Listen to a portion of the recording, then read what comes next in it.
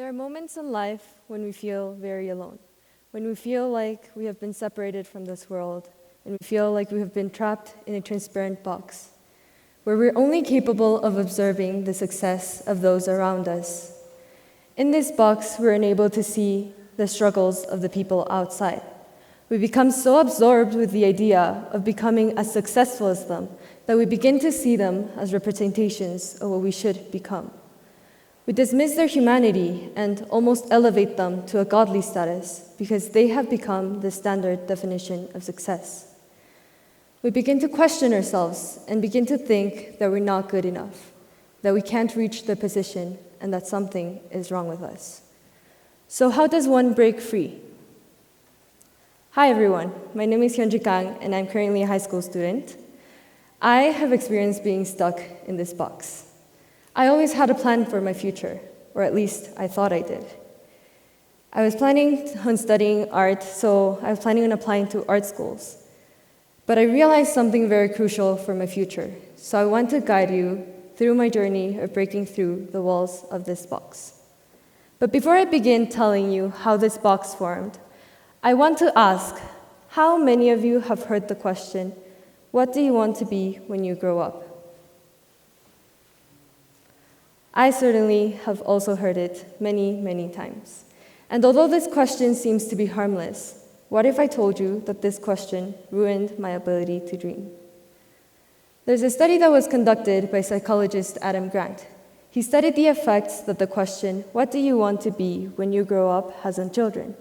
And he found that the children got confined into this mindset of formulating their dreams based on what would make their families proud. He also explains that all of us, no matter our age, have notions of who we want to be and what we want to do. And this is true because when I was a toddler, I wanted to be a princess doctor. And a few years later, I wanted to be a lawyer. And although I wish I could say that I genuinely wanted to be a doctor or a lawyer, I was just a kid who loved compliments. And naturally, I understood that both my parents wanted for me to grow up to become a doctor or a lawyer.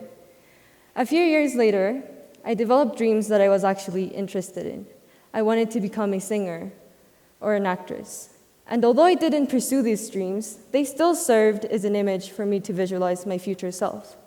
So dreams can provide us with guidance, but they can also blind us from alternative opportunities.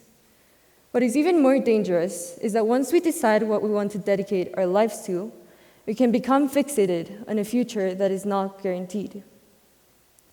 So when we dedicate our lives to this single plan and it does not go the way we wanted it to go, our instinct is to keep going in the same direction, but with more resources. This is called escalation of commitment, and I have been through this myself. So we reach the final destination and with all these resources and find that we are not in a place that we're satisfied. So we lose our identities. There's something that Adam Grant said that I feel encompasses this whole situation into a single sentence. And he said, when kids see work as what they do rather than who they are, they become more open to exploring different possibilities. And this relates to what Tyler Rush, an American TV personality who works in South Korea, said in a speech. He spoke about the fear that is created by the reactions of other people when they listen to our dreams. We begin to believe that our dreams do not fit in this world, and we begin to conform to their ideas. And when their thoughts become our own thoughts, we have become trapped in a box. So what if my dream as a toddler was to become a princess doctor? I remember adults would laugh at the fact that I would say princess doctor. And although I laugh about it now, it was a laugh that made me feel embarrassed. A lot of people would also praise me, and they would say, you want to be a doctor? Your mom must be so proud. And sometimes other people would express concern. But are you okay with seeing blood? So I decided that maybe being a doctor was not the best decision, and being a princess was just never a possibility. This is how I became stuck in a box where I could only observe how the people outside seemed to know what they were doing. From a young age, I developed the notion that I needed to have a dream in order to succeed. So when I got into 6th grade, I decided that my dream would be related to something in the arts. because I often heard people say that I was good at drawing. Fortunately, I also liked drawing, so I thought that this was my calling. And in 8th grade, I began to attend art classes. And I finally felt like I had found a way out of this box, that I had built myself a ladder from which to climb the walls of this box and to blend in with the people outside, whom I considered to be successful. In 9th grade, I developed an interest in psychology, and I began to ponder the idea of studying art psychology. But then a year later, in 10th grade, I realized that I still didn't know what I wanted to do within the arts. And although I wish I could say that I always enjoyed creating art, that would be a lie. Sometimes there were moments when I did feel like I wasn't good enough to make a living out of art. I was trapped again, but I kept going because I had already devoted so much time to the creation of this portfolio. I was going through an escalation of commitment. There was no guarantee that even with the resources that I would finish my art portfolio. But for all this time, I thought that I was doing better than most people, because at least I wasn't struggling deciding what I wanted to do for my future.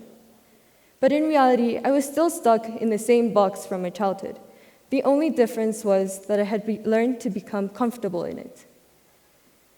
And in the beginning of my junior year, this box began to fall apart as I realized that I didn't have enough time to finish my portfolio. So my parents thought that maybe it was a better idea to stop attending the art classes and to just focus all my time into school. I no longer felt safe in this box. And although I understood what my parents were saying, I was also afraid to let go of all the time that I had devoted into this. But I also understood that the worst case scenario would be that I did not have an art portfolio and I would also not get the grades that I wanted. So I made the hard decision to stop attending the art classes. And I broke down to tears, just like the 4 walls of my box began to crumble down. I recently watched the movie Soul, and there's a quote that I think relates to how I feel right now. And it says, "I'm just afraid that if I died today, my life would have amounted to nothing."